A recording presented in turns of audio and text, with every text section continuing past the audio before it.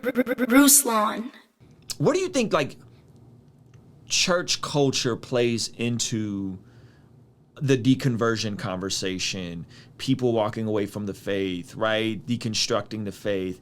And the more I hear about it, the more I sit and really listen to people. I mean, I got a DM today and I'm like, okay, so like, tell me, like, what's your issue? And it's like, it's never like the issue is with Jesus or the historical validity for the resurrection, the early church believing the resurrection was literal, right? Yeah. It's always, well, fill in the blank of this camp that was super radical and fundamental. Oh, well, this, or well, right? Like somebody told me today, bro, they were like, but they basically were like double predestination. And I'm like, as if you have to, like, as if you have to accept double, like I got Reformed brothers that are like predestination, you know what I'm saying? Yeah. But like to go like double predestination, it's like, fam, like how do you equate that with God? Like how do you equate something that like isn't commonly held by all Christians worldwide? And maybe because I just have a global perspective as well, and I want to get into that as well. But like this heaviness that we're seeing a lot of people walk away from the faith, lose their faith, deconvert, deconstruct.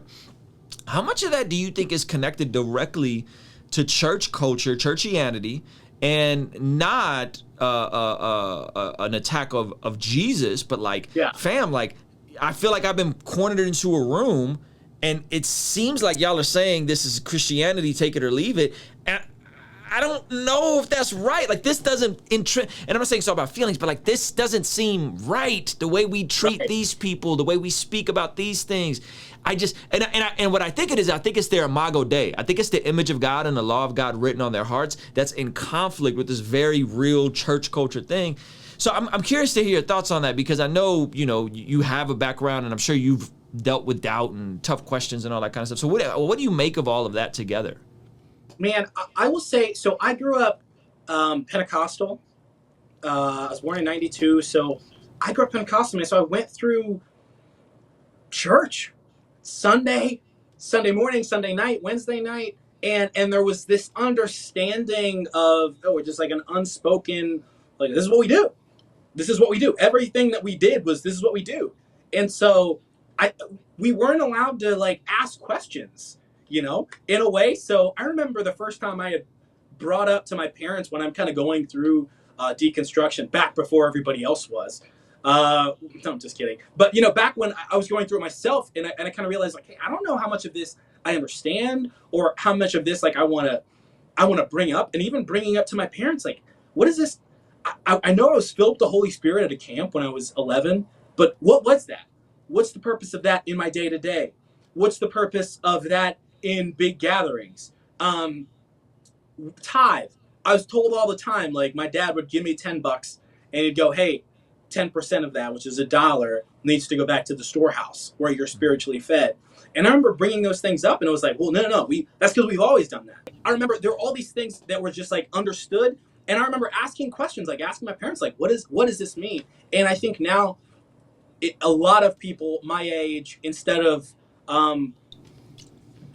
buckling down and having those conversations, they just pieced out. They just left, you know.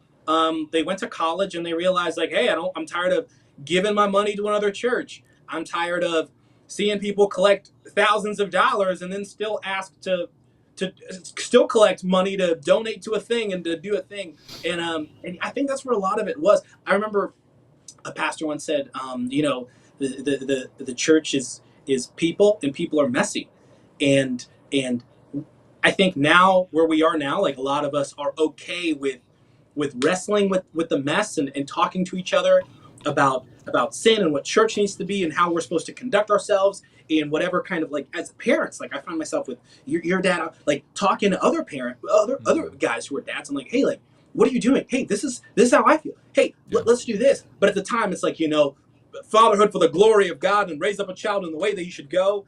And it's like, yeah, okay, but how? You know, how do I do that? I don't need, like, a Bible verse. How do I do that? How do I become a better husband? How do I become a better employee? How do I become a better businessman? Well, give and it shall be given back to you. Yes, but how, to where, to how, to when, to who? So, and I think there were just so many, like, whack-a-mole, like, so many questions that arose were just kind of like put down the moment that they were brought up, that I think people got tired of that, and they left. And even that they try to come back, and that's really sad. And I remember in youth ministry when I was like a volunteer, we were always telling people, hey, invite somebody, bring somebody. And then, we'd like give a pizza party or tacos to the person and their guests, who they brought to that Wednesday.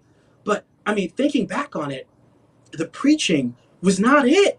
Like, so we were essentially just inviting people to come get railed over the coals and then eat a Taco Bell taco in like a VIP area. And then we were wondering why they didn't come back. And it's like, well, that person didn't glean anything that was helpful to their soul. That person didn't glean anything that was helpful in their life, in their schooling, in their career, and what they want to do. We essentially were just like creating, hey, you bring people because somebody brought you, because Jesus is pleased when there are more people in seats. And it's like, okay, but for what reason though? For what reason? And I think people are asking those questions now. And the people who are winning, the leaders and the people in ministry who are winning, are the people who are humble enough to sit down and have those conversations with other people. Because without it, I think we're going to lose, man. I think we're going to lose people. We already are.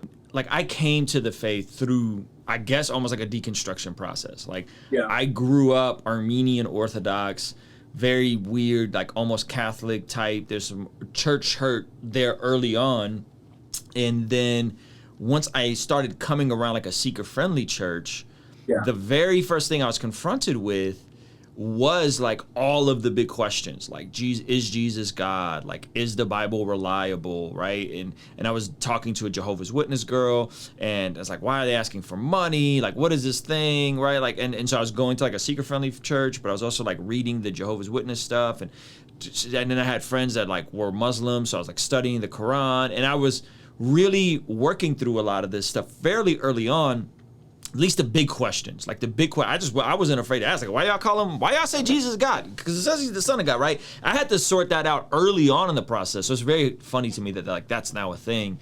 And I think I was blessed by like coming to the faith as a skeptic with all the heavy questions up front and having to like sort through these things up front. And then also just kind of looking at the church like, this is a very imperfect institution, because I was already hurt by imperfect institutions, and I already see how this institution does not always treat people the way they should be treated.